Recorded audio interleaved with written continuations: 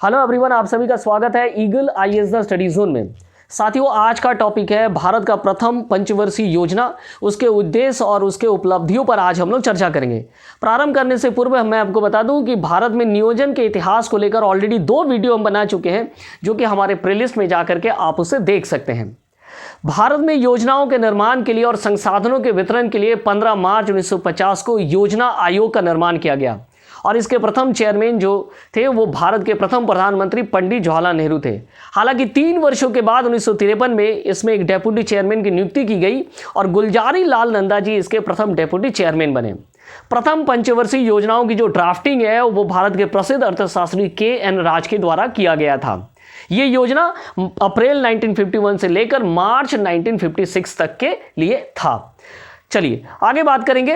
ये योजना याद रखिएगा, ब्रिटिश अर्थशास्त्री हैरोल्ड एवं रशियन अर्थशास्त्री डोमर के सिद्धांत अर्थात हैरोल्ड डोमर सिद्धांत के एक मॉडिफिकेशन रूप था, जिसके तहत बचत और पूंजी निर्माण पर जोर दिया जाता था या अर्थव्यवस्था की वृद्धि दर को बचत और पूंजी निर्माण के माध्यम से व्यक्त किया जाता था।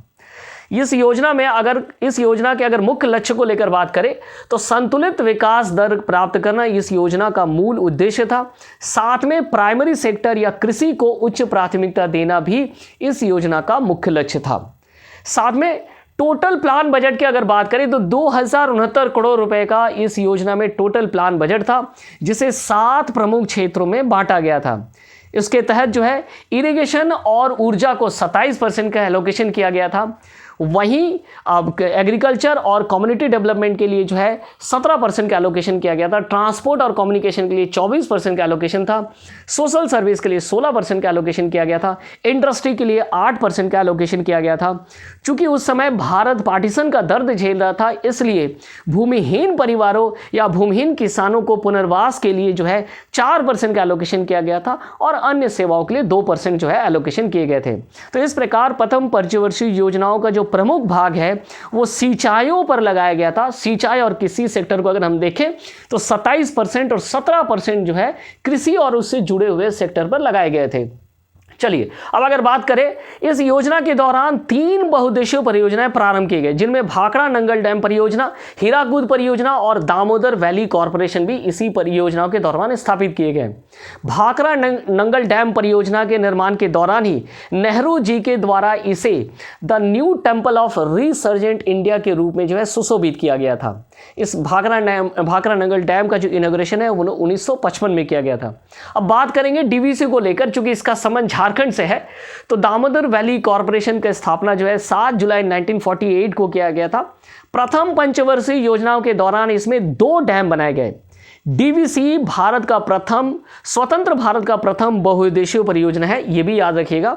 और इसके साथ साथ इस प्रोजेक्ट के तहत तिलैया बांध 1953 में बनाया गया, जो कि बड़ाकर नदी पर था, और दूसरा बांध कोनार नदी पर कोनार डैम के तहत 1955 में बनाए गए थे। अगर उच्च शिक्षा को लेकर के बात करें तो 28 दिसंबर 1953 को यूनिवर्सिटी ग्रांट कमीशन स्थापित किए गए थे। हालांकि इसे वैधानिक दर्जा जो है 1956 को ही प्राप्त हुआ था। साथ में इसी पंचवर्षीय योजना के दौरान 5 नए IITs भी स्थापित किए गए। अब बात करेंगे इसके लक्ष्य और उपलब्धियों को लेकर, तो प्रथम पंचवर्षीय योजना का जो लक्ष्य था वो 2.1% था, लेकिन इसे जो है बढ़ चढ़कर उपलब्धियां मिली। 3.6% जो है इसकी उपलब्धियां थी। वहीं अगर बात करें राष्ट्रीय आय को लेकर, तो राष्ट्रीय आय में 18% का वृद्धि देखा गया। प्रति व्यक्ति आय में जो है 11% का क्या था ना वृद्धि था, और कुल घरेलू उत्पाद में जो है 15% तक जो है वृद्धि देखे गए। इस समय काल के दौरान मानसून अच्छे रहे और कृषिगत उत्पादन में वृद्धि हुई। इसी समय काल के दौरान भारत में पहली बार सामुदायिक विकास कार्यक्रम को अपनाया गया था। भारत का प्रथम लोकसभा चुनाव भी इसी पंचवर्षीय योजना के दौरान ही हुआ था। तो ऐसे ही महत्वपूर्ण सूचनाओं के लिए हमारे साथ जुड़ना ना भूले eagle IAS the study zone में, और भारत में नियोजन और उसके इतिहास को देखते रहिए हमारे साथ eagle IAS the study zone में। बहुत बहुत धन्यवाद आप सभी का।